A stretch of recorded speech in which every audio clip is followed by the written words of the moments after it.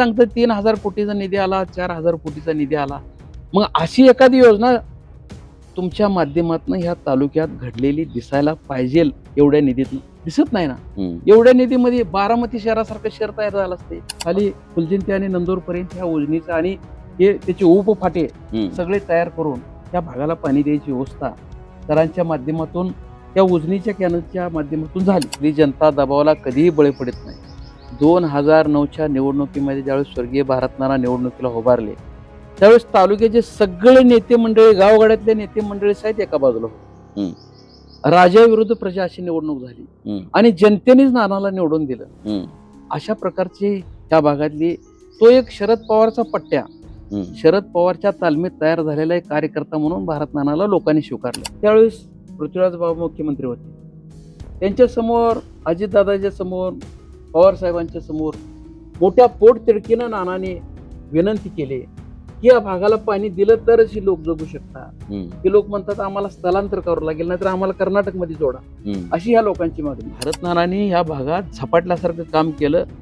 ध्येयवेळी माणसं इतिहास घडवू शकतात असं म्हटलं जाते, ते अगदी सत्य आहे. की आता तुम्हाला सांगितलेली उपसा सिंचन योजना 8 वर्षा भूतासारखं मागं लावून योजना पूर्ण करून घेतली.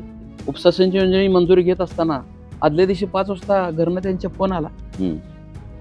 नाना जरा शांत झाले आणि गंभीर झाले. नाना विचारला आम्ही काय झाले नेमकं नाना.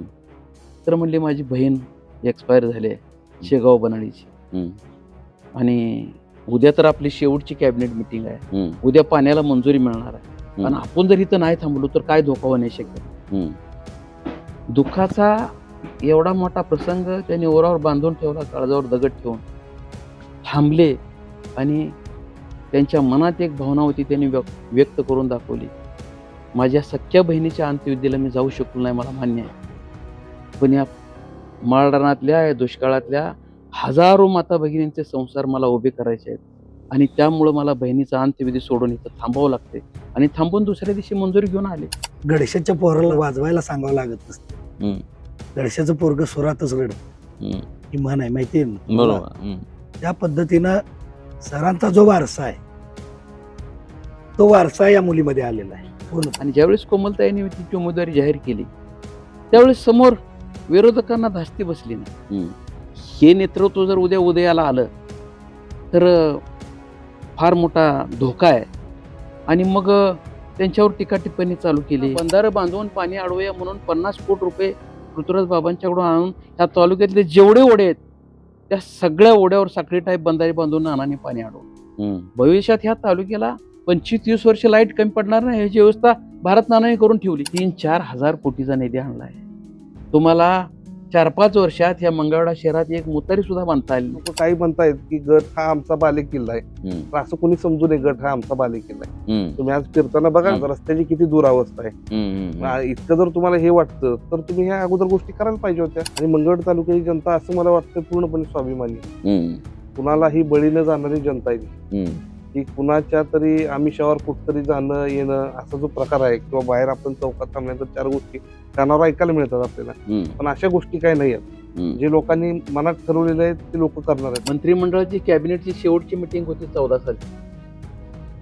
त्याच्या अगोदर 3 महिने आमदार साहेब मुंबईत मुक्काम ठोकून बसले होते. भारतनाना इथल्या लोकांना शब्द दिला होता पाण्याला मंजुरी घेतली तरच तुम्हाला मी मत मागायला येणार. उद्या मंत्रिमंडळाची मिटिंग आहे शेवटची आणि फाईलच सापडी ना. फाईल गायब. रात्रभर नाना झोपले नाहीत. मी नानांच्या बरोबर सकाळी 7ला उठून आम्ही आंघोळ करून नाना म्हणले आपण साहेबांच्याकडे जायचं. सकाळी 7ला पवार साहेबांना फोन केला. साहेब म्हणले मी दिल्लीला निघालो. एअरपोर्टवर आम्ही भेटलो. नानांनी पाय धरले साहेबांनी. साहेब आज शेवटची कॅबिनेट आहे, ह्यात जर मंजुरी नाही दिली तर मी काय सांगू तिथल्या लोकांना, काय शब्द देऊन आलोय. आणि मग पवार साहेबांनी तिथून अजितदादांना फोन केला. अरे अजित म्हणले आज भारतची ती पाण्याची फाईलची मागं ठेवू नका, त्याला मंजुरी द्या. आणि मग त्या शेवटच्या कॅबिनेटमध्ये त्याला मंजुरी मिळाली. मला काय म्हणायचं आमदार साहेबांना, ठीक आहे तुम्हाला आयती फाईल मिळाली, आम्ही बी आमची लेकरं बाळ घरदार सोडून नानाबरोबर 8 वर्षी घालवली. त्या फाईलच्या प्रत्येक कागदाबरोबर आम्ही फिरलोय. तुमच्या प्रयत्नानं त्यात एक सुद्धा कागद गेला नाही. उलट तुम्ही तो बंधाराची कागद कमी केल्याने बंधारा काटछाट करून योजना केली. ठीक आहे तरी बी असू द्या. तर तुम्ही एवढं तर म्हणा ना की भारत नानाचं राहिलेलं अपुरं स्वप्न मी पूर्ण करतोय, एवढं म्हणायला तुम्हाला काय हरकत आहे? तेवढी बी तुमची मानसिकता नाही. आता हे चालूचे आमदार, त्यांना 5-6 वर्षात त्या गटात उमेदवार तयार करता आला नाही. त्या गटातला उमेदवार त्या गटात, त्या गटातला उमेदवार त्या गटात, त्या गटातला उमेदवार त्या गटात, आणि या दुधाळ म्हणून उमेदवार आम्ही 5-6 वर्ष फिरून त्याला तयार केला आणि ऐन वेळेस त्याला दबाव आणून तिकडे आमदार नेला. म्हणजे तुम्हाला एक साधा कार्यकर्ता कुठल्या गटात सक्षम असं उभा करता आला नाही. विजयाची खात्री वाटते मला. गडाची जनता ही पूर्ण स्वाभिमानी आहे आणि प्रत्येकाने ठरवलंय मतदान कुणाला करायचं. किती जरी कुणाच्याही दबावपोटी काही जरी होत असलं तरी यात काही बदल होणार नाही. राष्ट्रवादी तिथे लागणार 100%. नमस्कार, मी अविनाश. महाराष्ट्र माझामध्ये आपणा सर्वांचं स्वागत. दर्शको, मंगळवेढा तालुक्यातल्या लक्ष्मी दहिवडी जिल्हा परिषद गटाची निवडणूक ही यावेळेला भलतीच खरं तर गाजली आहे. माजी मंत्री आमदार असलेल्या लक्ष्मणरावजी ढोबळे यांच्या कन्या कोमल ढोबळे या गटामध्ये उमेदवारी आल्यापासून तशा अर्थानं आरक्षित असल्यामुळे सुरुवातीपासून थोडासा दुर्लक्षित राहिलेला हा गट पुन्हा चांगला चर्चेत आलाय. आणि मग या गटाच्या निमित्तानं खरं तर वेगवेगळ्या पद्धतीच्या प्रश्नांच्या संदर्भातल्या गोष्टी ह्या तालुक्यामध्ये घडलायत. आरोप प्रत्यारोप मोठ्या प्रमाणामध्ये झाले. खरं तर कोमल ढोबळे या ज्यांच्या कन्या आहेत त्या लक्ष्मणराव ढोबळे यांच्यावर देखील सत्ताधारी असलेल्या आमदारांनी 25 वर्षामध्ये काय केलं अशा पद्धतीचे आरोप केले. आणि त्यानंतर बऱ्याच गोष्टी घटना खरं तर घडलेत. उद्या मतदान होत असताना या जिल्हा परिषद गटामधलं वातावरण काय, खऱ्या अर्थानं 25 वर्षामध्ये इथं लक्ष्मणराव ढोबळे यांनी काय केलं का, इथल्या पाणी प्रश्नाच्या संदर्भाने एक श्रेयवादाची लढाई आहे, तो नेमका कोणी सोडवला. लक्ष्मणराव ढोबळे यांनी या पाणी प्रश्नाच्या संदर्भानं सुरुवातीची मांडणी केली, भारत नानांनी तो प्रश्न कागदावर आणला आणि नंतर तो पुढे कशा पद्धतीने गेला, ह्या अनेक गोष्टी खरं तर वेगवेगळ्या माध्यमातून बोलल्या जातात. पण त्याचं नेमकं डिटेलिंग काय, अशा बऱ्याच अंगानं खरं तर आजच्या व्हिडिओमध्ये आपण बोलणार आहोत. आणि त्यासोबतच या विषयावर बोलण्यासाठी ही जी काही मातब्बर मंडळी वेगवेगळ्या भागातून येते आणि वेगवेगळ्या भूमिका त्या ठिकाणी या संपूर्ण निवडणुकीमध्ये बजावते. माझ्यासोबत या मुलाखतीमध्ये बोलण्यासाठी श्री संत दामाजी सहकारी साखर कारखान्याचे संचालक आणि राष्ट्रवादीमध्ये खऱ्या अर्थानं अगदी वडिलांपासून काम करणारं घराणं असलेले प्रथमेश पाटील साहेब आहेत. साहेब, तुमचं अगदी मनापासून स्वागत. माझ्या डाव्या बाजूला ज्यांनी खऱ्या अर्थानं इथं पाणी प्रश्नाच्या संदर्भानं सुरुवातीच्या काळापासून काम केलं, कार्यकर्ता म्हणून राबवणूक केली, तशा संदर्भातल्या अनेक वेळा भूमिका तालुक्याच्या राजकारणामध्ये मांडल्या, ते पांडुरंग चौगुले साहेब आपल्या सोबत आहेत. साहेब, तुमचे अगदी मनापासून स्वागत.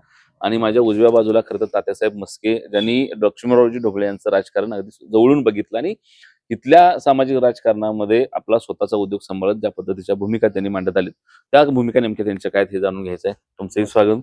चला सुरुवात करूया. आज शेवटचा दिवस आहे प्रचाराचा आणि खरं तर उद्या प्रत्यक्षात मतदान होणार आहे. हे सगळं होत असताना आरोप प्रत्यारोप झालेत. खरं तर ही मुलाखत मला मधल्या भागामध्ये करायची होती, परंतु मधल्या काळामध्ये आरोप प्रत्यारोपच लोक ऐकत होती, पण ह्याच्या संदर्भातलं डिटेलिंग तालुक्याला खरं तर सांगायचं होतं आणि म्हणून आजची चर्चा मुलाखत करतोय. सुरुवात तुम्ही ज्येष्ठ आहात, तुम्ही इथं काम केलंय, चळवळीमध्ये काम केलंय, म्हणून तुमच्यापासून करतोय. पहिला प्रश्न हाच विचारतो आणि त्यानंतर तुमचा अभ्यास ज्याच्यामध्ये आहे त्या पाणी प्रश्नावर जाऊया. मला पहिले ह्या प्रश्नाचं उत्तर द्या की कोमलताई जशा या जिल्हा परिषद गटामध्ये उभा राहिलेत तेव्हापासून लक्ष्मणराव ढोबळेंनी 25 वर्षात काय केलं हा प्रश्न समोर येतोय. काय केलं ढोबळे सरांनी? निश्चितपणानं मी तुम्हाला ह्या तालुक्याचं सरांचं योगदान सांगतो. त्यावेळेस मला वाटते 85-86 ला ढोबळे सर ह्या मतदारसंघाचे आमदार झाले. आमदार झाल्यानंतर त्यावेळेची परिस्थिती फार बिकट होती. शासनाकडे एवढा मोठ्या प्रमाणात निधी उपलब्ध होऊ शकत नव्हता. एखादी मोठी योजना राबवायचं म्हटलं तर शक्य नव्हतं. पण मग सरांनी त्यांच्या प्रयत्नातून आपणाला ज्या ज्या गोष्टी करता येतील त्या गोष्टी करायला सुरुवात केली. अगदी सुरुवातीच्या काळातच म्हटलं तर गुंजेगाव पर्यंत कॅनल येऊन थांबला होता, उजनीचा उजवा कॅनल. मग तिथून पुढे शेतू बांधून आपल्या तालुक्यात कॅनल आणताना अनेक प्रकारच्या सरांना अडचणी आल्या, पण त्यांनी त्या शासन दरबारी मांडून मग देशाचे नेते शरदचंद्रजी पवार साहेब असू द्या, अजितदादा असू द्या, यांच्या समोर ह्या भागाची खरोखरच किती अडचण आहे, पाण्याविना भाग किती दुर्लक्षित आहे, ते अवरोषण परोषण क्षेत्रातला भाग आहे आणि ह्या भागाला पाणी देणं गरजेचं आहे, हे त्यांनी शासनाच्या समोर मांडलं, दाखवून दिलं. आणि वेळोवेळी पवार साहेबांना सांगितलं की इथं पाण्याची आवश्यकता आहे आणि ह्या कॅनलची कामं पूर्ण होऊन त्या भागातनं कॅनल आणि बुजणीचं पाणी आल्याशिवाय खऱ्या अर्थाने या भागाचा विकास होणार नाही. आणि मग ते काम हातात घेऊन सरांनी गुंजेगावच्या सेतूपासून ते खाली नंदूर फुलजंती पर्यंत ह्या कॅनलचं काम ह्या टोकापर्यंत नेऊन ह्या भागातल्या कॅनल माध्यमातून ह्या गावांना पाणी द्यायच्या भूमिकेची योजना जवळजवळ सर 20 वर्ष ह्या तालुक्याचे आमदार असताना हम्म, हे काही एका टप्प्यात झालेलं काम नाही. हम्म, पहिल्या 5 वर्षात थोडं काम झालं, पुढच्या 5 वर्षात थोडं काम झालं, त्याच्या पुढच्या 5 वर्षात काम झालं. असं करत पैसे उपलब्ध करत करत करत करत हे खाली फुलजंती आणि नंदूरपर्यंत ह्या योजनेचं आणि हे त्याचे उपफाटे हम्म, सगळे तयार करून त्या भागाला पाणी द्यायची व्यवस्था सरांच्या माध्यमातून त्या उजनीच्या कॅनलच्या माध्यमातून झाली. हम्म, दुसरी गोष्ट, म्हैसाळवरनं पाणी येत होते. सर निश्चित नेहमी म्हणायचे की आज ते लोक म्हणतात की दोड्डा नाल्यात पाणी येणार. हम्म, सरांचं म्हणणं बरोबर होतं, हम्म, कारण म्हैसाळमधनं येणारं पाणी हे दोड्डा नाल्यातनं येणार होतं बरोबर. आणि ते पुढे आपल्या शिरनाळगी वगैरे पुढच्या सलगर लोंगी या भागात येणार होतं. मग ते काम जत भागाच्या पलीकडे वाजून होतं, पण ते जत भागातला 5वा टप्पा पूर्ण करून मग आपल्याकडे इकडे मंगळवेढ्याला पाणी येणार आहे बरं. 6व्या टप्प्यामध्ये. आणि मग ह्याला निधी त्यावेळेस उपलब्ध एवढा निधी होत नव्हता, पण ते पुन्हा अजून केंद्र शासनाच्या AYP योजनेतून पवार साहेबांच्या माध्यमातून हे निधी सरांनी उपलब्ध करून घेतला हम्म, आणि म्हैसाळच्या जत तालुक्यापासून पुढं कॅनल येईपर्यंत आपल्या तालुक्यात यायला जरा वेळ लागला, कारण पैसेच एवढे उपलब्ध होत नव्हते. हम्म, हम्म, हम्म, आणि असे पैसे उपलब्ध करून त्या म्हैसाळच्या योजनेतून आता ते काम भारत नानांनी त्याला बराच प्रयत्न केला, हम्म, त्या निधी उपलब्ध करून ते मग शेवटी आपल्या अंतिम टप्प्यात आपल्या तालुक्यात शेवटच्या टेलमध्ये म्हैसाळचं पाणी आपल्या तालुक्यात आलेलं आहे. हम्म, आणि इथपर्यंतचा तो प्रवास आहे त्या म्हैसाळच्या पाण्याचा. हम्म, हे झालं पाण्याच्या विषयी सरांनी केलेला प्रयत्न. हम्म, त्यावेळेची परिस्थिती अशी होती, पंचायत समितीला म्हणा, जिल्हा परिषदला म्हणा, फार थोड्या थोड्या 500च्या, 1000च्या, 2000च्या एवढ्या कमी रकमेच्या योजना होत्या. हा, हा, हा. आता घरकुल होतं त्यावेळेस पत्रण वासं देत होते. होय. हा. 10 पत्र्याने 10 वाशे द्यायचे. बरं. घरकुल काय ठराव फार प्रयत्न करून एका दुसरं घरकुल गावाला मिळायचं, हम्म, हम्म, कारण हम्म. शासनाकडे पैसे आता हे GST वगैरे अफाट पैसा शासनाला गोळा होते. आता कशालाही शासन पैसे खर्च करू शकते अशी परिस्थिती आहे. हम्म, आणि मग त्यावेळेस सरने या तालुक्यातनं फिरत असताना आपण पाणी आणण्यासाठी तर या भागात प्रयत्न करणारच आहे. आणि मग त्यावेळेस आरळीच्या बंधाऱ्यावरनं तेल दोंड्याला पाणी न्यायचं आणि गुंजेगावच्या कॅनलमधनं 40 दोंड्याला पाणी न्यायचं आणि ह्या भागाला पाणी द्यायचं, अशी एक सरची प्रामुख्यानं भूमिका होती. तसा प्रस्ताव तयार करून शासन दरबारी सरांनी मांडला. पण काय होतं, आता तुम्हाला सांगितल्याप्रमाणे मोठ्या मोठ्या नेते मंडळींची होत नव्हती. आता ज्या काही खुद्द बारामतीच्या योजनेला पैसे उपलब्ध होत नव्हते, हम्म, मग बाकीच्या भागातल्या तर फार गोष्टी अपुऱ्या आहेत.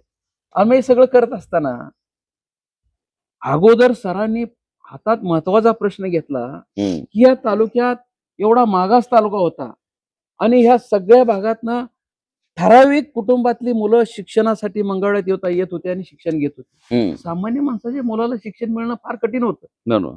तो इथं यायचा कसा, राहायचा कसा, तो शिक्षण घ्यायचा कसा, त्याचं जेवण, त्याचं राहणं खाणं फार मुश्किल या तालुक्यातली परिस्थिती होती. ही गोष्ट लक्षात सरांनी घेतली आणि खरं तर प्रत्येक कुटुंबातला, सामान्य कुटुंबातला मुलगा शिकल्याशिवाय त्या कुटुंबाचं परिवर्तन होणार नाही. हम्म, आणि त्या कुटुंबाचं परिवर्तन झाल्याशिवाय भागाचं, गावाचं परिवर्तन होणार नाही, हे सरांच्या लक्षात आलं.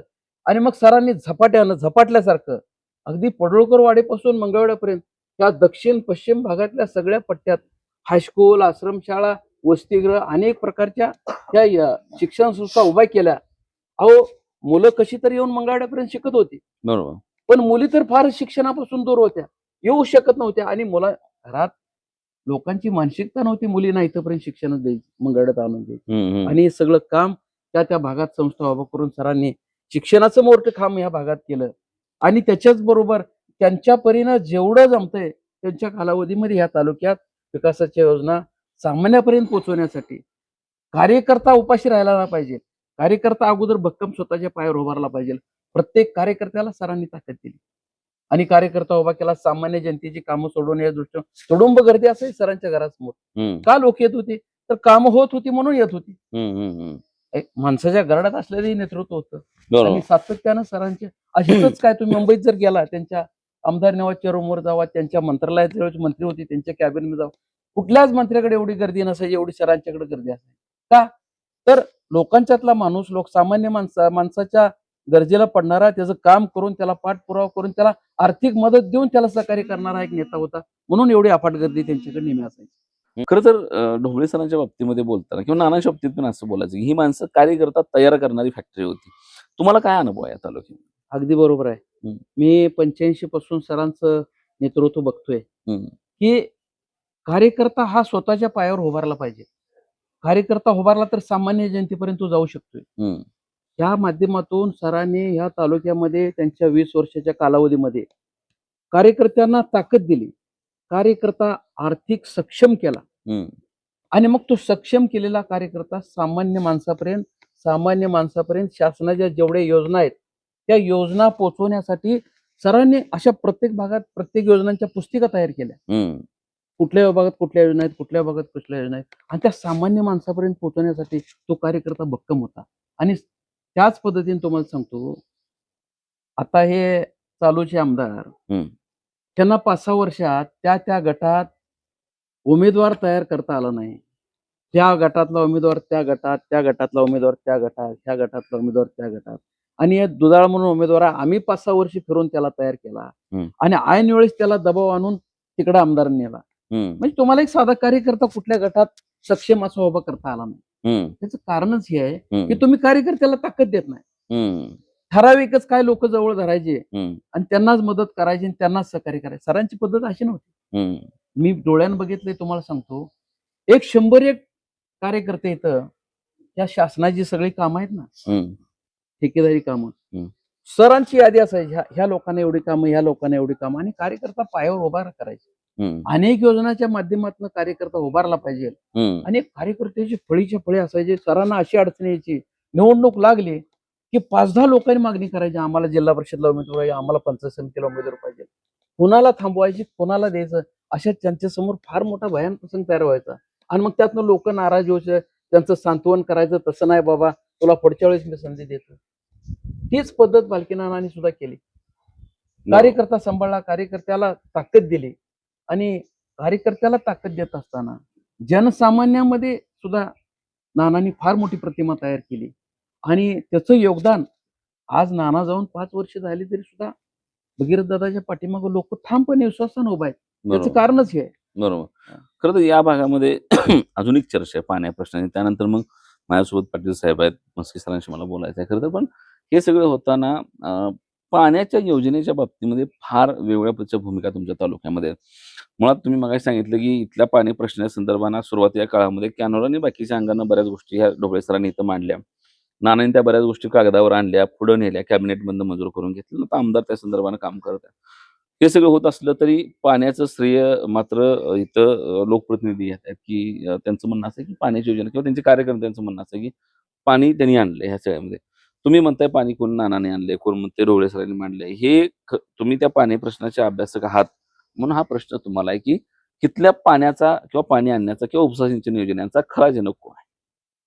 निश्चितपणाने मी तुम्हाला सांगतो की ह्या पाण्याच्या योजनेमध्ये सुरुवातीपासून मी आहे. की आता मी तुम्हाला सांगितलं, ढोबळे सरांनी ह्या 2 योजना प्रस्तावित करून शासन दरबारात ठेवल्या होत्या. आरडीवरनं तेलदोंडा आणि गुंजेगावच्या बंधाऱ्यातून 40 दोंड्याला पाणी न्यायचे. हं. ज्यावेळेस भारत नाना आमदार झाले त्यावेळेस आम्ही त्या उजनीच्या कार्यालयात जाऊन प्रत्यक्ष पाहणी केली. तरी सरांनी प्रस्ताव दाखल केलेले शासन दरबारी होते. हं.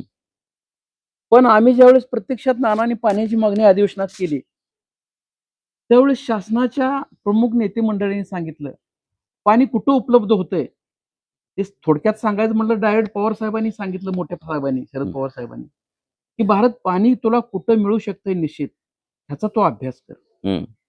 आणि जे तुला मिळतंय ते माग, इतर गोष्टीवर जास्त वेळ खर्च करू नको. हं. तुला जे मिळतंय ते तुला मी निश्चित द्यायचा प्रयत्न करेन. हं.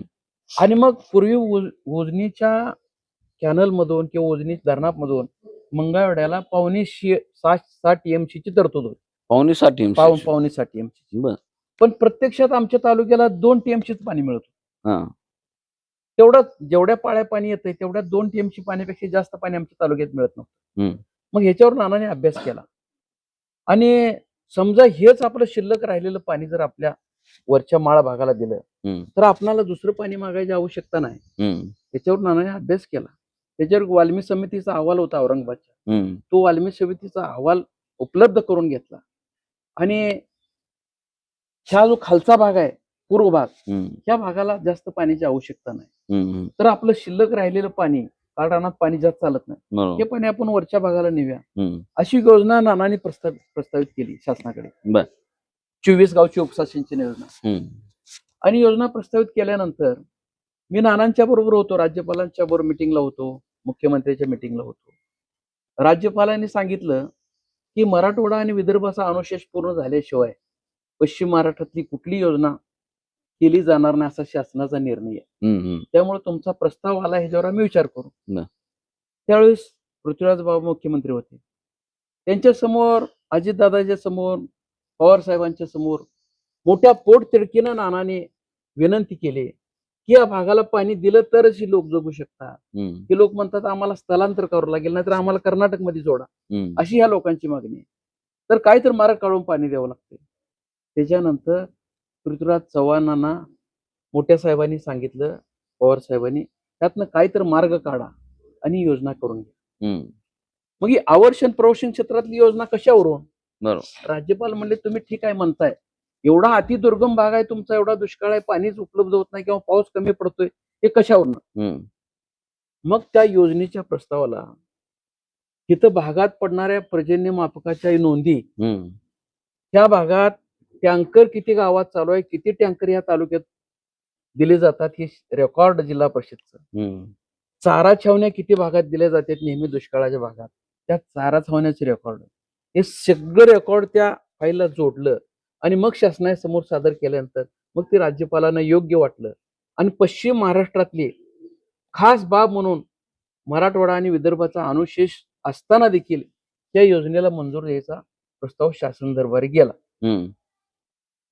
तर हे गेल्यानंतर त्यावेळेसचे पृथ्वीराज चव्हाण मुख्यमंत्री होते. हम्म. फार अडचणी होत्या. हम्म.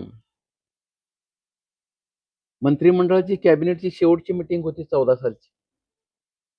त्याच्या अगोदर 3 महिने आमदार साहेब मुंबईत मुक्काम ठोकून बसले होते. हम्म. भारत नाना इथल्या लोकांना शब्द दिला होता, पाण्याला मंजुरी घेतली तरच तुम्हाला मी मत मागायला येणार, हम्म. हम्म. अन्यथा मत मागायला येणार. आणि उद्या मंत्रिमंडळाची मिटिंग आहे शेवटची, आणि फाईलच सापडी ना. हम्म. फाईल गायब झाली. हम्म. रात्रभर नाना झोपले नाहीत. मी नानांच्या बरोबर होतो. सकाळी 7ला उठून आम्ही आंघोळ करून नाना म्हणले आपण साहेबांच्याकडे जायचं. हम्म. सकाळी 7ला पवार साहेबांना फोन केला. साहेब म्हणले मी दिल्लीला निघालोय. हम्म. एअरपोर्टवर आम्ही भेटलो. हम्म. नानांनी पाय धरले साहेबांचे.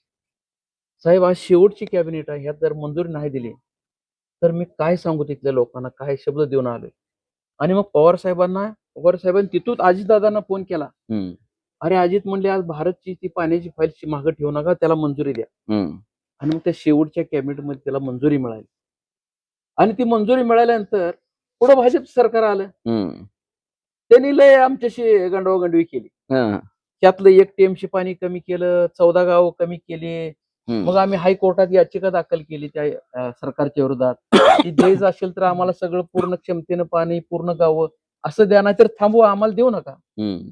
मग ते औरंगाबाद खंडपीठाचा निर्णय, हायकोर्टाचा निर्णय झाले, पण हे सरकारने नाही जुमानलं. हम्म. 5 वर्षाचा कालावधी असाच गेला.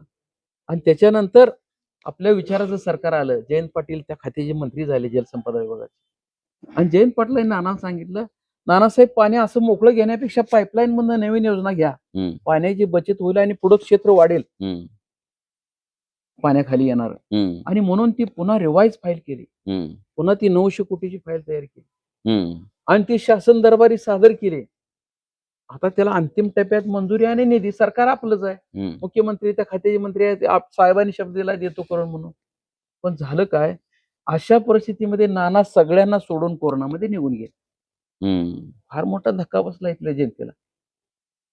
अहो घरातला माणूस गेल्यासारखं जनता हाय हाय म्हणून बाहेर रडत होती सगळ्या तालुक्यात. आज सुद्धा नानांचा विषय काढल्यानंतर लोक डोळ्याला पाणी आणतात. अशा परिस्थितीमध्ये ही योजना अंतिम टप्प्यात असताना पुन्हा घडामोडी झाल्या, सरकार उलट पालट झालं. देवेंद्र फडणवीस साहेब आणि सरकार फिरवलं आणि एकनाथ शिंदे मुख्यमंत्री झाले. विरोधातलं सरकार आलं आणि मग आमदारच्या लक्षात आलं, आमच्या आयती फाईलच उचलली हम्म. आणि ह्याला मंजुरी द्या. हम्म. मग ती देवेंद्र फडणवीस साहेबांनी मंजुरी देतो म्हणून सांगितलं. नुसतं मंजुरी देतो म्हणल्यानंतर त्या मल्लेवाडीपासून मंगळवाड्यापर्यंत वाजवत गाजवत फुलं हार उधळत आमदार साहेबाला इथपर्यंत आणलं. हम्म, आम्हालाही बोलवलं होतं. हम्म. आम्ही म्हणलं ते देतो म्हणलेत नुसते, म्हणलं प्रत्यक्षात अजून काहीच नाही. हम्म. एवढी का गडबड. बरोबर. त्याच्यानंतर 1 वर्षानं मागे लागून त्याला रिवाईज मंजुरी दिली. 14ची मंजुरी धरून रिवाईज मंजुरी दिली. पण ह्या लोकांनी त्यात एवढं मोठं पाप केलं की गुंजेगावच्या ठिकाणी मोठा बॅरेजेस बांधून तिथं पंप हाऊस बसवून पाणी वर नेऊन ह्या 24 गावाला द्यायचं होतं. तो बॅरेजेस बंधारा वगळला आणि 4 एकराच्या शेततळ्यातनं हे पाणी उचलून 17,000 हेक्टर भिजवायचं आहे. ते आमदार साहेब मी म्हणते मी भिजवणार. आम्ही बऱ्याच वेळा प्रश्न केला आमदार साहेबांना. मलाही त्या मिटिंगला बोलवलं होतं पालकमंत्र्याच्या तिथं. मी तिथंही प्रश्न केला. ते 4 एकराच्या शेततळ्यात नाही 40,000 एकर कसं भिजू शकते. तुम्ही तो बॅरेजेस आहे तो वगळायला नाही पाहिजे योजनेत नाही. तर ते म्हणले ठीक आहे आपण तो बंधारा पुन्हा मंजूर करून घेऊ. पण वगळायची आवश्यकता नव्हती ना. सरकार तुमचं आहे, राज्यात तुमचं आहे, केंद्रात तुमचं आहे, तुम्ही मोठ्या प्रमाणात निधी आणू शकताय ना. पण नाही ऐकून घेतलं त्यांनी. ते म्हणले आम्ही 4 एकर सगळं भिजवू शकतो. मग निवडणुकीच्या पुढे विधानसभेच्या काल मुख्यमंत्र्याला आणलं, उद्घाटन केलं आणि उद्घाटन झाल्यानंतर आता 7-8 महिन्यानं आमदार साहेब मुख्यमंत्र्याला म्हणतात की माझ्या योजनेला मंजुरी द्या. मग मुख्यमंत्र्यांनी मंजुरी दिली. पहिली निविदा, दुसरी निविदा, एवढं सगळं असताना अजून पर्यावरणाची मंजुरीच नाही. तुम्ही काय सगळ्या गोष्टी केल्या मग अगोदर. मग आत्ता पर्यावरणाची मंजुरी घेतली आणि या जिल्हा परिषद निवडणुकीसमोर पुन्हा एकदा उद्घाटन. हे कसं आहे, मला काय म्हणायचं आमदार साहेबांना, ठीक आहे तुम्हाला आयती फाईल मिळाली. आम्ही बी आमची लेकरं बाळ घरदार सोडून नानाबरोबर 8 वर्षी घालवली. त्या फाईलच्या प्रत्येक कागदाबरोबर आम्ही फिरलोय. तुमच्या प्रयत्नानं त्यात एक सुद्धा कागद गेला नाही. उलट तुम्ही तो बंधाराची कागद कमी केल्याने बंधारा काटछाट करून योजना केली. ठीक आहे तरी बी असू द्या. तर तुम्ही एवढं तर म्हणा ना की भारत नानाचं राहिलेलं अपुरं स्वप्न मी पूर्ण करतोय. एवढं म्हणायला तुम्हाला काय हरकत आहे. एवढी बी तुमची मानसिकता नाही. आणि तुम्ही पुन्हा वर्ण तुम्हीच म्हणता मीच पाणीदार आमदार. ठीक आहे एवढं करताय तेवढी ठीक आहे तुम्ही करायला लागलाय. पण ज्यानं हे केलंय, ज्यानं घडवलंय, ज्यानं वेळ दिलाय, त्यानं अहोरात्र कष्ट केलंय, त्यांचं बी थोडं नाव घ्या ना. समाधान वाटेल ना. आम्ही बी त्या लेकर बाळ प्रपंच सोडून 7-8 वर्षी त्या योजनेबरोबर नानाबरोबर फिरलोय ना. नानाचं नाव घ्या. त्याच्याबरोबर कार्यकर्ते ज्यांनी काम केलं त्यांचे नाव घ्या. पण तुम्ही स्वतःच फक्त पाणीदार म्हणून आमदार म्हणून घेताय. हे काय बरोबर नाही. जरूर तुम्ही प्रयत्न करा. पण आता ही 4 एकर शेततळ्यातनं एवढं शक्य नाही भिजवणं. मी तुम्हाला सांगतो उचेटांपासून आरळीपर्यंत 5 बंधारे हे पूर्ण क्षमतेनं भरल्यानंतर 1 टेम सुद्धा पाणी होत नाही. आणि त्या नदीच्या पट्ट्यामध्ये सगळं क्षेत्र एक 30,000 क्षेत्र बागायत आहे. पाण्याच्या ओलीताखाली आहे. आणि मग तुम्ही 4 एकर शेततळ्यातनं 40,000 एकर क्षेत्र कसं बसवणार आहे. मला तरी सगळं अशक्य वाटतं. त्यांना म्हणतो एकदा तुमचे अधिकारी आपण सगळेजण एकत्र बसूया, आम्हाला एक पटवून सांगा. नसेल तर हाय तो बंधारा पूर्ण करून घ्या ना अगोदर. बरोबर. योजना तर पहिल्यासारखी पूर्णात ठेवा. तर ते म्हणतात की मी म्हणतोय तेच खरं. खरं तर प्रथमेश पाटील पुन्हा आपल्यासोबत आहेत. जिल्हा परिषदेच्या निवडणुकीचं निमित्त आहे. खरं तर पाणी प्रश्नाचा हा सगळं डिटेलिंग आम्हाला पण पहिल्यांदा ऐकायला मिळालंय. मला वाटतं अशा पद्धतीच्या माध्यमातल्या मुलाखतीमधनं तुम्ही बोललाय का ह्याच्या अगोदर हे सगळं डिटेलिंग? मी पहिल्यांदाच ह्या सगळ्या गोष्टी ऐकतोय. खरं तर पाणी प्रश्नाच्या ह्या एकूण संदर्भानं पाणी प्रश्नाची बखर नावाने एक वेगळी मुलाखत आपण नक्की करू. त्यात आम्हाला हे 1-2 तास तुम्ही नक्की सांगा. आम्ही ते इथल्या लोकांना दाखवू. प्रथमेश पाटील साहेब आपल्यासोबत आहेत. खरं तर कारखान्याचे संचालक म्हणून आणि राष्ट्रवादीचं सगळं जबाबदारी म्हणून हे 2 प्रश्न आहेत ह्याच्यामध्ये की उद्या कोमलताई ढोबळे या निवडणुकीच्या मैदानामध्ये प्रत्यक्षात परवा दिवशी मतदान आहे. आज प्रचाराचा शेवटचा दिवस आहे. त्या भागामधला राष्ट्रवादीचा एक वर्ग, राष्ट्रवादीला काँग्रेसला मानणारा वर्ग आणि सगळ्यात महत्वाचं म्हणजे दामाजी कारखान्याचा असलेला वर्ग, या सगळ्या वर्गाची तिथल्या उद्याच्या निवडणुकीमधली भूमिका काय आणि आजचं पोझिशन काय? राष्ट्रवादीचा मंगळवेढ तालुक्यात राष्ट्रवादी ही अजून सुद्धा जिवंत आहेत. पवार साहेबांना मानणारा आणि अजितदादांना मानणारा हा वर्ग 100% अजून सुद्धा या मंगळवेढ तालुक्यात आहे. आणि मंगळवेढ तालुक्याची जनता असं मला वाटतं पूर्णपणे स्वाभिमानी, कुणालाही बळी न जाणारी जनता आहे. की कुणाच्या तरी आमिषावर कुठतरी जाणं येणं असा जो प्रकार आहे किंवा बाहेर आपण चौकात थांबल्यानंतर चार गोष्टी कानावर ऐकायला मिळतात आपल्याला, पण अशा गोष्टी काही नाही आहेत. जे लोकांनी मनात ठरवलेलं आहे ते लोक करणार आहेत. आणि राष्ट्रवादीचा हा बालेकिल्ला पूर्णपणे मंगळवेढा तालुका आहेच. आणि जिल्हा परिषद गटात हे लक्ष्मीदेवडी जिल्हा परिषद गटात हे पहिल्यापासून कामच आहे आमचं. अं, ढोबळे सर असतील, माझे वडील पी व्ही पाटील सर असतील, भारताना भालके आमदार असतील, या सर्वांचं काम आहे. पण आज लोक काही म्हणतायत की गट हा आमचा बालेकिल्ला आहे. पण असं कोणी समजू नये गट हा आमचा बालेकिल्ला आहे. तुम्ही आज फिरताना बघा वीज सगळ्या बोर्डाची काय अवस्था आहे, आज रस्त्याची किती दुरावस्था आहे. इतकं जर तुम्हाला हे वाटतं तर तुम्ही ह्या अगोदर गोष्टी करायला पाहिजे होत्या. आणि दुसरा विषय, आज प्रत्येक जण म्हणतं की बाबा इलेक्शन फार सोपं आहे. प्रत्येक जणांना वाटतं आज इलेक्शन फार सोपं आहे, अशी थोडी थोडी कानावर चर्चा आहे. पण प्रत्येक वर्गाने प्रत्येक गावानी हे ठरवलेलं आहे. या गावात प्रत्येक राष्ट्रवादीचा कार्यकर्ता अजून जिवंत आहे. जरी किती आपल्यावर बर्डन असलं किंवा किती जरी समोरून त्रास द्यायची भूमिका असली तर ती विविध माध्यमातून चालू आहे त्या. दामाजीच्या संचालक पदावर तुम्ही आहात, तर तो तिथं दामाजी कारखान्याचा एक मोठा वर्ग आहे. हो. मुळात हा कारखाना तुम्ही सगळ्या टीमनं खऱ्या अर्थानं अतिशय चांगल्या पद्धतीने चालवला. ज्या पद्धतीनं दामाईचं गाळप झालं, दर गेले, कामगारांच्या पगारी वेळेत जाणं किंवा त्याचे काही बाकीचे एकूण जर बघितलं तर तशा अर्थानं तो उपपदार्थ तिथं रस्त्यानं सुद्धा तुम्ही ज्या पद्धतीने तो सध्या तिथं चालवताय त्याचे कौतुक पण लोक करतायत ग्रामीण भागामध्ये. तर तिथं दामाजी कारखान्यासाठीचा लाभार्थी शेतकरी वर्ग, कर्मचारी तो या संपूर्ण निवडणुकीमध्ये कोमलताईंच्या सोबत सक्रिय किती झालाय? हो, सक्रिय आहे ना, पूर्णपणे सक्रिय आहे. आता आमचे चेअरमन शिवानंदजी पाटील साहेब आहेत, त्यांचा सुद्धा वर्ग आमच्या इलेक्शन मध्ये पूर्णपणे सक्रिय आहे. तो पूर्णपणे आघाडीचं काम करत आहे. आणि गटात सुद्धा आपल्या लक्ष्मीदेवडी गटात सुद्धा प्रत्येक कार्यकर्त्याला माहिती कारखाना आपला हा कसा चाललाय. कुठल्या सभासदावर अजूनपर्यंत तरी अन्याय झालेला नाही. आणि गाळप पण चांगला आहे आणि उसाला दर पण चांगला दिलेला आहे चेअरमन साहेबांनी, त्यामुळे त्याची पण काय अडचण नाहीये. कोमलताईचा चेहरा चालला का तुमच्या गटात त्या 4 दिवसाच्या प्रचारामध्ये? हो, चालला ना चेहरा. हो. कारण त्यांचं काम आहे, पहिलं ढोबळे सरांचं काम आहे, राष्ट्रवादी मार्फत काम आहे, आतापर्यंत पवार साहेबांच्या माध्यमातून केलेलं काम आहे, त्यामुळे अडचण नाही काय. तुमचे 2 पंचायत समिती गण आहेत तिथं तुमच्या भागामध्ये, तिथं प्रत्यक्षात समोर आमदारांच्या निकटवर्ती तिथं उमेदवार करतायत. गावात काय होईल तुमच्या परिस्थिती? बरोबरीने चालणार आम्ही, बरोबरीने चालणार. अफवांवर विश्वास ठेवू नये. घोडा मैदान जास्त लांब नाही आहे. बर, ठीक आहे. खरं तर तुमच्याकडून मला ढोबळे कुटुंबाशी तुम्ही पाठीमागच्या अनेक दिवस झालं काम करता. लक्ष्मणराव ढोबळेंचं काम तुम्ही जवळनं बघितलंय. आज कोमलताई मैदानामध्ये उभा आहेत. काय तुम्ही इथल्या लोकांना सांगाल की मुळात कोमलताई ढोबळे ह्या का सक्षम उमेदवार आहेत असं तुम्हाला वाटतं? कोमलताई ढोबळे या सक्षम उमेदवार का आहेत हा प्रश्न असा मला तुम्ही केलाय.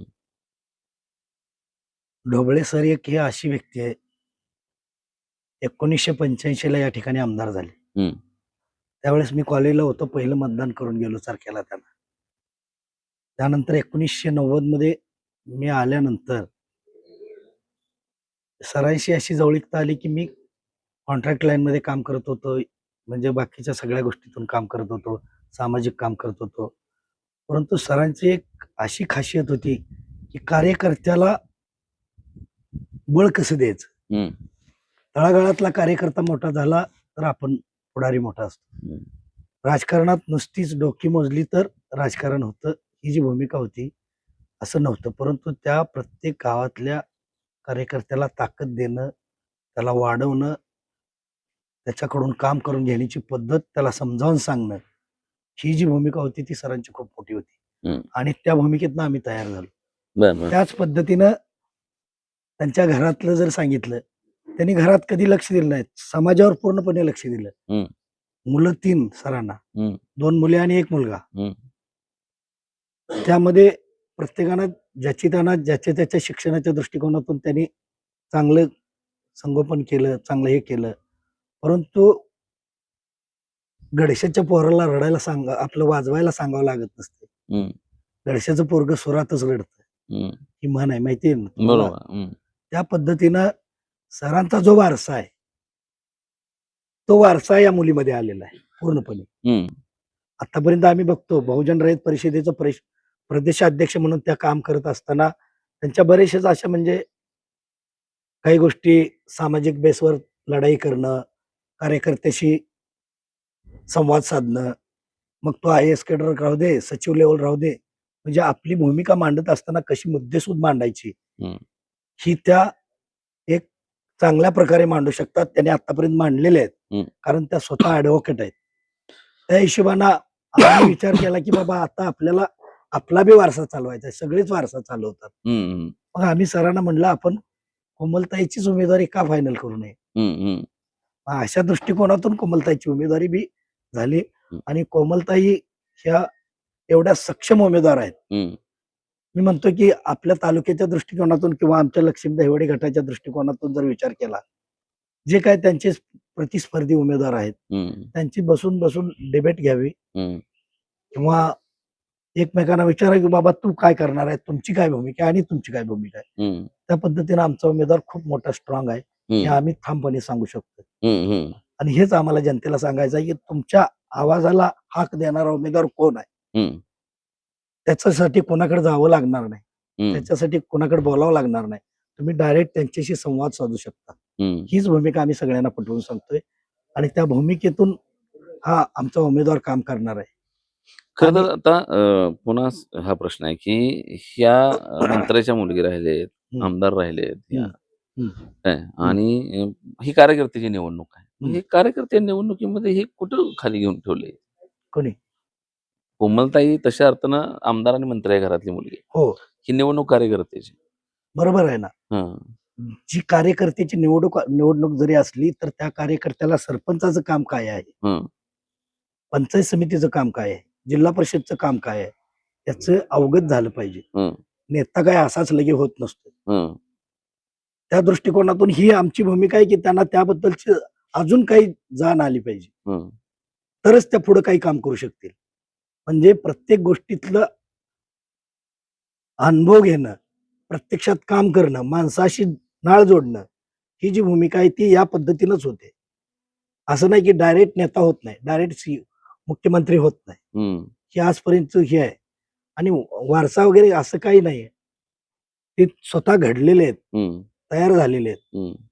ते स्वतः अगदी विद्या विभूषित आहेत आणि त्यांना बचत गटाच्या माध्यमातून असू दे, संघटनेच्या माध्यमातून असू दे, पक्षाचे उपाध्यक्ष म्हणून काम करतात त्या सध्या. हं. त्यामुळं सगळ्यांशी जवळीकता साधता येते.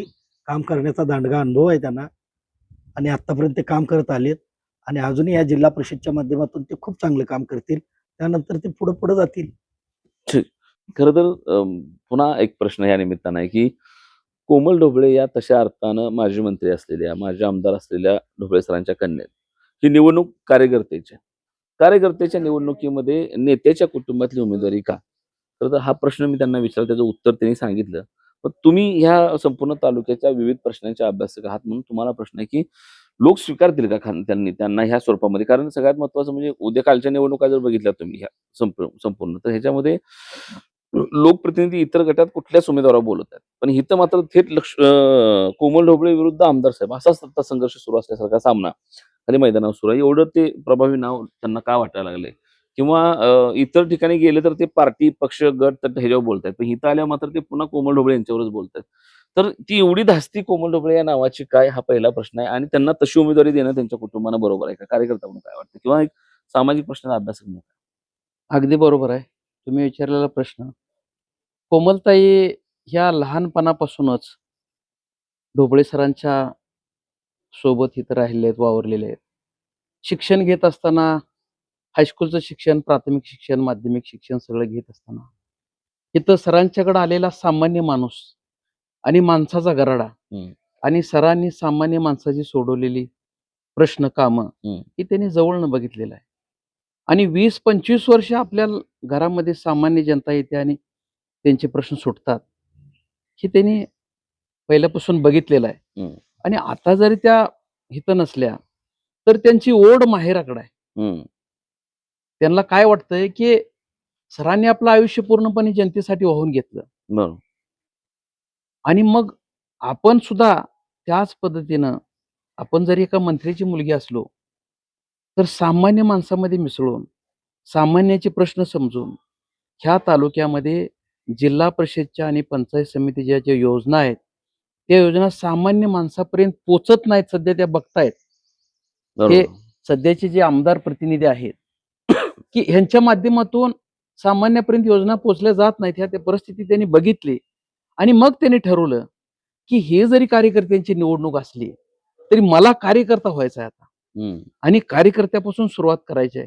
आणि ज्यावेळेस कोमलताईंनी तिची उमेदवारी जाहीर केली त्यावेळेस समोर विरोधकांना धास्ती बसली ना. हम्म.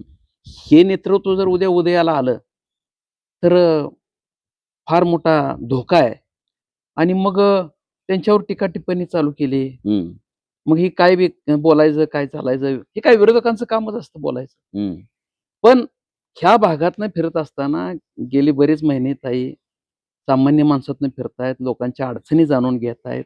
घरकुलं किती आली प्रत्येक गावाला, ह्या भागात रोजगार हमीमधून विहिरी किती आल्या किंवा अनेक शेतीविषयकच्या गरजा आहेत, अनेक योजना आहेत, किती लोकांना मिळाल्या, किती लोकांची सोडवणूक झाली, हे प्रत्येक गावात जाऊन त्यांनी बघितलं. नाही ना, फार अडचणी आहेत.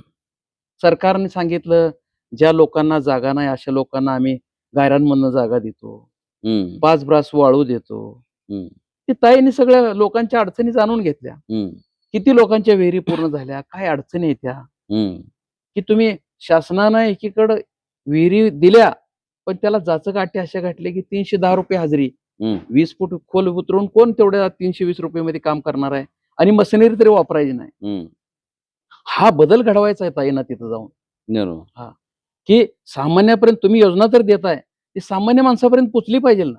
बरोबर. ह्या तालुक्यामध्ये अनेक एजंट लोक या शासनाच्या योजना एजंट लोकांच्या मार्फत सामान्यापर्यंत न पोचता त्याच लोकांना ठरवलेल्या लोकांना मिळतात, की त्यांनी बघितलं प्रत्येक गावात जाऊन आणि मग त्यांनी ठरवलं की वडिलांचा वारसा मला चालवायचा. सर आता त्या पतीने पूर्वीसारखं काम करू शकत नाही वयाच्या मानानं, हम्म. त्यामुळं मी पुन्हा ह्या जनतेची सेवा करण्यासाठी या भागात निश्चितपणे उतरणार आहे आणि इथं थांबून इथल्या लोकांचे अडीअडचणी प्रश्न सोडवणार आहे. म्हणून तिने आता या निवडणुकीमध्ये खरं तर सहभाग घेतलेला आहे. शेवटचा प्रश्न आहे तुम्हाला, की तुम्ही आता म्हणाला की या भागामध्ये बऱ्याच अडचणी आहेत. खरं तर लोकप्रतिनिधी इथं 5,000 कोटी रुपयांच्या विकास कामांचा दावा करतात की इथं 5,000 कोटी रुपयांचा निधी आला अशा पद्धतीचा. जर मग इतका निधी आलाय 5,000 कोटीचा तर मग हे प्रश्न का प्रलंबित दिसत आहेत तिथे लोक? ते तुम्हाला सांगतो की आम्ही विधानसभेच्या निवडणुकीत ऐकलं 3,000 कोटीचा, आता ऐकतोय 5,000 कोटीचा. तुम्ही आता सगळ्या तालुक्यातनं फिरून बघा, सगळ्या तालुक्यातले रस्ते उकडून बाद झालेले आहेत. कुठं असं भरीव काम एखादं दिसत नाही. तुम्हाला 1-2-3 कामं सांगतो नानांची मी. भारत नानांनी या भागात झपाटल्यासारखं काम केलं. ध्येयवेळी माणसं इतिहास घडवू शकतात असं म्हटलं जाते, ते अगदी सत्य आहे. की आता तुम्हाला सांगितलेली उपसा सिंचन योजना 8 वर्षा भूतासारखं मागं लावून योजना पूर्ण करून घेतली. दुसरी गोष्ट, तीर्थक्षेत्र विकासाचा निधी मतदारसंघात या राज्यात सगळ्यात जास्त निधी या मतदारसंघात आला. तुम्हाला सांगतो, पृथ्वीराज बाबांना मुख्यमंत्री असताना इथं आणून इथली परिस्थिती तालुक्याची दाखवली.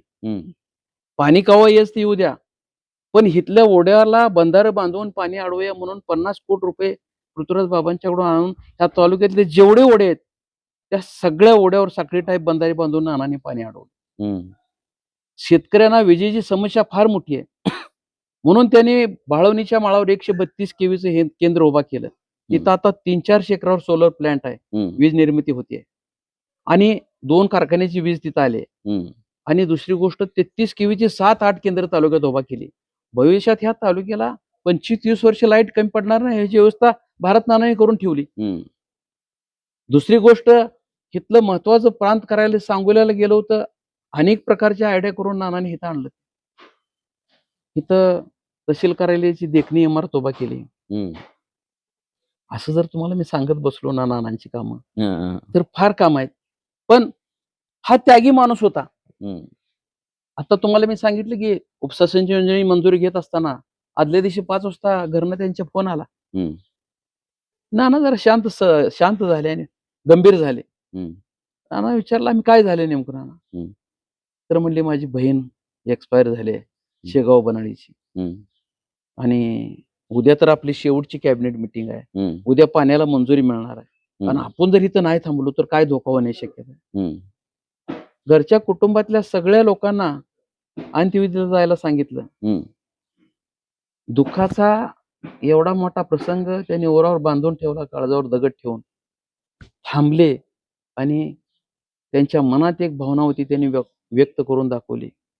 माझ्या सख्या बहिणीच्या अंत्यविधीला मी जाऊ शकलो नाही, मला मान्य आहे, पण या माळरानातल्या या दुष्काळातल्या हजारो माता भगिनींचे संसार मला उभे करायचे आहेत आणि त्यामुळे मला बहिणीचा अंत्यविधी सोडून इथं थांबावं लागते आणि थांबून दुसऱ्या दिवशी मंजुरी घेऊन आले. मी का सांगतोय हे, तर नानाने आता तुम्हाला सांगितलेले मी 5-6 प्रमुख योजना, अशी एखादी योजना आमदार साहेबांनी चालू आमदार साहेबांनी केली असली तर दाखवून द्यावी ना. उपसा सिंचन योजना, हे बंधारे आणून पाणी अडवलं, वीज निर्मिती भविष्यात या तालुक्यात बोशी प्रादेशिक पहिला टँकर आल्याशिवाय पाणी मिळत नव्हतं, ती बोशी प्रादेशिक योजना बंद चालू केली आणि नाना जोपर्यंत आहे ती योजना चालू होती. सध्या अनेक अडचणी आहेत, योजना बंद होते, चालू होते, बंद होते, चालू होते, क्षमतेने चालू शकत नाही. अशा जी योजना या तालुक्यात नानांनी झपाटल्यासारखं काम करून केल्या. आता तुम्ही सांगता 3,000 कोटीचा निधी आला, 4,000 कोटीचा निधी आला, मग अशी एखादी योजना तुमच्या माध्यमातून ह्या तालुक्यात घडलेली दिसायला पाहिजे एवढ्या निधीतनं, दिसत नाही ना. एवढ्या निधीमध्ये बारामती शहरासारखं शहर तयार झालं असते. अहो, चंतांची भूमी आहे. परवा मी चोखामेळा चौकात होतो, एक 100 लोक आले समाधीच दर्शन घ्यायला. त्यांनी विचारलं आम्हाला चोखामेळाचं मंदिर, मी म्हणलं हेच आहे. एवढा मोठा चोखामेळा संत आणि त्याचं मंदिर, हे समाधी एवढंच, काय करायचं, उपेक्षित संत होते म्हणले, अजूनही आम्हाला संताला चोखामेळाला न्याय मिळाला नाही.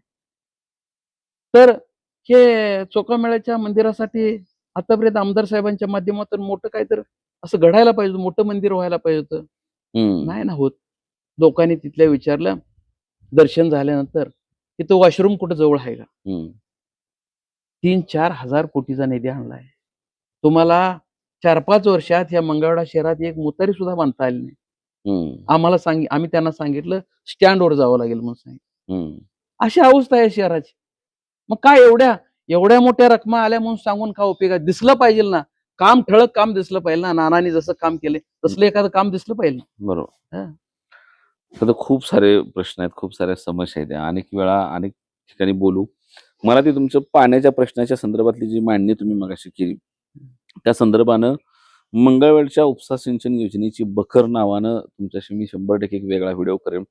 त्यावेळेला तुमच्यासोबत जे सहकारी होते, मला माहित नाही कोण, कारण मीच त्याबद्दल अडाणी ह्या सगळ्या प्रक्रियेबद्दल, कारण आम्ही त्यावेळेला ह्या भागात नव्हतोच, कामच करत नव्हतो, किंवा आम्ही त्यावेळेला शाळेत वगैरे कुठे असेल, तर ती एक वेगळा मांडणी खरं तुमच्याकडून आपण नक्की करूया. इथं राष्ट्रवादी काँग्रेसला मानणारा वर्ग आहे आणि तशा अर्थानं लोकसभा विधानसभा बघितलं तर फार कमळ किंवा भाजप याला स्वीकारणारी लोक फार नाहीत. इथं अनेक वेळा किस्से ते एखाद्या साळेनं आमदार वगैरे केले, सांगतात की लोकांनी ती छोट्या दिवसामध्ये स्वाभिमानी लोक तिथं आमदार करतात. काय इथं म्हणजे दबावाला लोक बळी पडतात का, आणि आज काय पोझिशन दिसते? अगदी तुम्ही प्रश्न विचारलेला बरोबर आहे. इथली जनता दबावाला कधीही बळी पडत नाही. 2009च्या निवडणुकीमध्ये ज्यावेळेस स्वर्गीय भारतनाना निवडणुकीला उभारले, त्यावेळेस तालुक्याचे सगळे नेते मंडळी, गावगाड्यातले नेते मंडळी साहेब एका बाजूला होते. राजाविरुद्ध प्रजा अशी निवडणूक झाली आणि जनतेनेच नानाला निवडून दिलं. अशा प्रकारची त्या भागातली तो एक शरद पवारचा पट्ट्या, शरद पवारच्या तालमीत तयार झालेला एक कार्यकर्ता म्हणून भारतनानाला लोकांनी स्वीकारलं. त्याला माहित होतं जरी साहेबांना तिकीट द्यायला अडचणी आली तरी नानांनाच निवडून द्यायचं लोकांनी ठरवलं आणि निवडून दिलं. पुन्हा मग नाना काँग्रेसमध्ये, राष्ट्रवादीमध्ये आले आणि त्याच्या अगोदर तर डॉक्टर साळे 13 दिवसात ऐन टायमाला उमेदवारी जाहीर केली आणि 13 दिवसात निवडून आले. आणि निवडून आल्यानंतर साळे सरांच्या बरोबर ह्या तालुक्यात मध्ये पी.व्ही. पाटील सरांचं फार मोठं पहिल्यापासून योगदान आहे. ते अगदी सुरुवातीला ढोबळे सरांच्या बरोबर होते. पुन्हा साळे सर आमदार झाल्यानंतर साळे सरांना या भागातल्या अडचणी, या भागातल्या समस्या एवढ्या माहिती नव्हत्या, पण पी.व्ही. पाटील सरांना ते सोबत नेहमी घेऊन, नेहमी मुंबईला सुद्धा पी.व्ही. पाटील सर सोबत असायचे. आणि मग प्रामुख्यानं सरांनी ह्या उजनीच्या उजव्या कॅनलमधनं जर मान नदीला पाणी सोडलं, पाणी तर सोडलं जाते, पण कॅनलचा दर्जा ह्या मान नदीला देण्यासाठी प्रामुख्याने पी.व्ही. पाटील सरांनी साळे सरांना विनंती केली आणि साळे सरांनी तो प्रश्न शासन दरबारी लावून धरला आणि मग ह्या कॅनल दर्जा, ह्या मान नदीला कॅनल दर्जा मिळाला. आणि मग तेव्हापासून या मान नदीत पाणी सोडलं जाते. हम्म. तर हे खरं योगदान साळे सरांच्या प्रयत्नातून झालं असतं तर ह्याला फार मोठं योगदान पी.बी. सरांचं आहे. हम्म. पी. पाटला यांचं फार मोठं योगदान याच्यामध्ये आहे. आणि बारकाईनं या तालुक्यात काय केलं पाहिजे, काय नाही, या सगळ्या गोष्टी पाटील सर साळे सरांच्या बरोबर, डोबळे सरांच्या बरोबर डिस्कस करून प्रश्न सोडवायचा प्रयत्न करायचे. आता कसं पलीकडे पाटील सरांचे चिरंजीव आहेत. शेवटचा प्रश्न पुन्हा त्यांना. खरं तर तुम्हाला पुन्हा शेवटचा प्रश्न आहे इथं, की राष्ट्रवादीची ताकद इथं आहे आणि सांगितलं त्यांनी की इथं शरद पवारांना मानणारा वर्ग, राष्ट्रवादी काँग्रेसच्या विचाराला मानणारा वर्ग. मी पुन्हा प्रश्न हा आहे की इथं फारसं भारतीय जनता पार्टीला लोक स्वीकारत नाही. हे लोकसभेत आणि विधानसभेत दोन्ही वेळा बघितलं. उद्या काय होईल मतदानामध्ये? म्हणजे विजयाची खात्री वाटते का? आपण जवळपास जाऊ शकतो असं वाटतं? विजयाची खात्री वाटते मला. हम्म. ती मंगळवेढ्याची शहर ग्रामीण पूर्ण भाग जो आहे हो मंगळवेढ्याची जनता ही पूर्ण स्वाभिमानी आहे. हम्म. आणि प्रत्येकाने ठरवलंय मतदान कुणाला करायचं. हम्म. किती जरी कुणाच्याही दबावपोटी हम्म. काही जरी होत असलं तरी यात काही बदल होणार नाही. हम्म. हम्म. राष्ट्रवादीचं सीट हे लागणार 100%. लोकसभेला आपण पाहिलं हम्म. भरपूर प्रमाणे इथं ताकद यंत्रणा पक्षाची भाजपची लागली गेली. हम्म. पण काय फरक पडला? हम्म. 45,000चं लीड तुम्हाला पंढरपूर मंगळवेढ्याने दिलेलं आहे. हम्म. हा लोकसभेत झालं. तुम्ही विधानसभेलाही पाहिलं. हम्म. विधानसभेलाही तशीच परिस्थिती आहे. हम्म.